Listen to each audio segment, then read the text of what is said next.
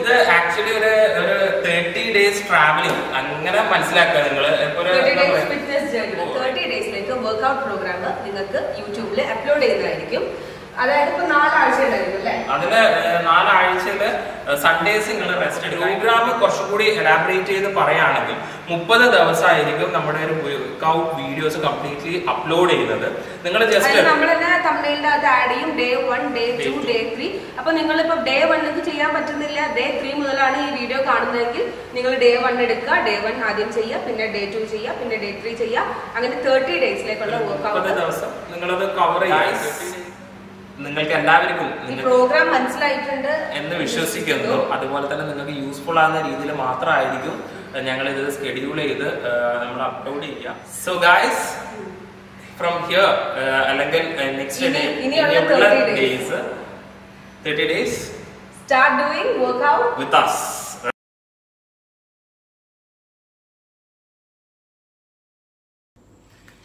Yes my dear friends, so welcome back. So എന്താ, ഇന്ന് നമ്മളെ 7ാമത്തെ ദിവസം ആണ്. വർക്ക്ഔട്ട് 6 ദിവസം കംപ്ലീറ്റ് ആക്കി. എല്ലാവരും സക്സസ്ഫുള്ളി കംപ്ലീറ്റ് ആക്കി എന്ന് വിശ്വസിക്കുന്നു.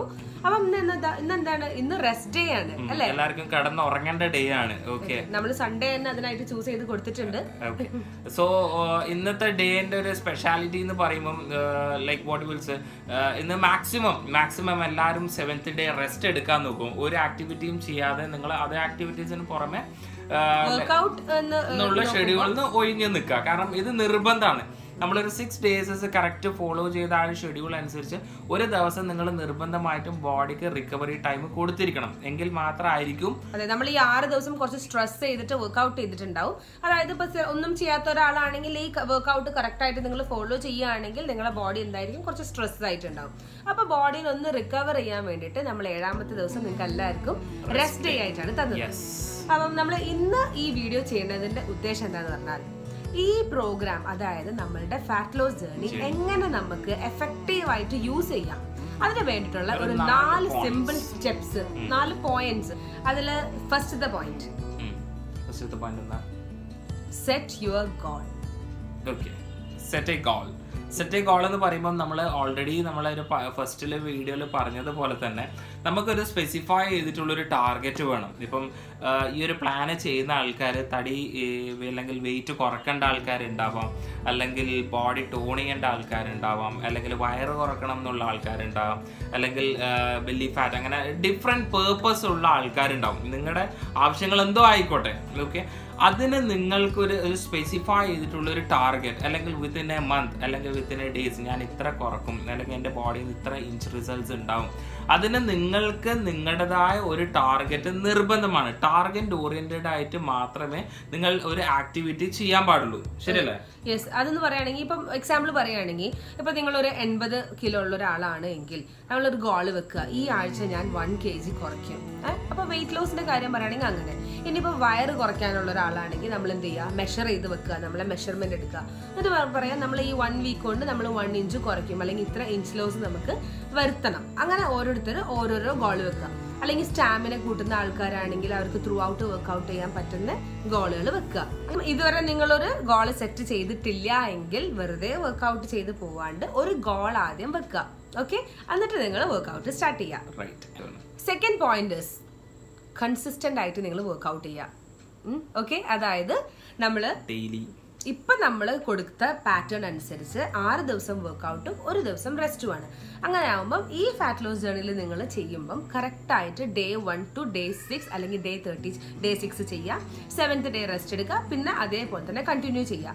അതായത് നമ്മൾ അതിനനുസരിച്ചാണ് ഈ പ്രോഗ്രാം ഷെഡ്യൂൾ ചെയ്തിട്ടുള്ളത്. നമ്മൾ ഓരോ ദിവസം അതിൻ്റെ ഒരു പ്രോഗ്രസ്സും നിങ്ങൾക്ക് തന്നെ മനസ്സിലാക്കാൻ പറ്റും. കാരണം Day 1 Day 2 ഗ്രാജുവലി അതിൻ്റെ ഗ്രാഫ് ഇൻക്രീസ് ചെയ്യുക, അല്ലെങ്കിൽ അതിൻ്റെ പതുക്കെ മാത്രമായിരിക്കും നമ്മൾ അതിൻ്റെ ഇൻറ്റൻസിറ്റി കൂട്ടിയിട്ടുള്ളത്. അപ്പം ആ ഒരു കൺസിസ്റ്റൻസി നിങ്ങൾ കീപ്പ് ചെയ്യുക. സോ മൈ ഡിയർ ഫ്രണ്ട്സ്, നിങ്ങൾ കൺസിസ്റ്റൻ്റ് ആയിട്ട് വർക്ക്ഔട്ട് ചെയ്യാൻ നോക്കാം. ഒരു ഡേയും ബ്രേക്ക് ചെയ്യാതെ. നിങ്ങൾ എന്ത് തന്നെ തിരക്കായിക്കോട്ടെ, ഒരു 24 hours just find some time for your fitness.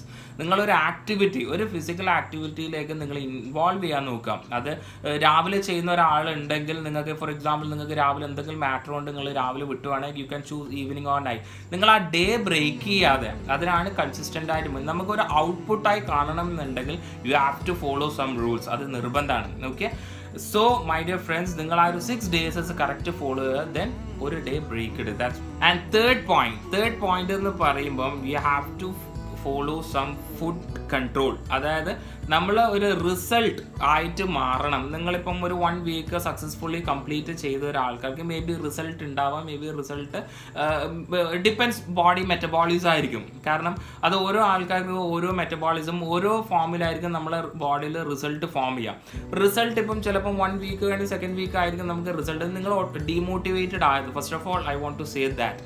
കാരണം നമ്മൾ അതിനനുസരിച്ചൊരു ഡയറ്റ് കീപ്പ് ചെയ്യുക. കാരണം ഡയറ്റ് എന്ന് പറയുമ്പോൾ ഒരു ക്രാഷ് ഡയറ്റോ കാര്യങ്ങളല്ല, ഒരു ബാലൻസ് ഡയറ്റ് നമ്മൾ കീപ്പ് ചെയ്യുക. അതായത് എക്സസ് ആയിട്ട് വരുന്ന ഓയിൽ ഫുഡ്സ് ഒഴിവാക്കുക, അല്ലെങ്കിൽ എക്സസ് ആയിട്ട് നമ്മളിപ്പം ഒരു ഷുഗർ കണ്ടൻസ് ഉണ്ടെങ്കിൽ അത് കട്ട് ചെയ്യാൻ നോക്കുക.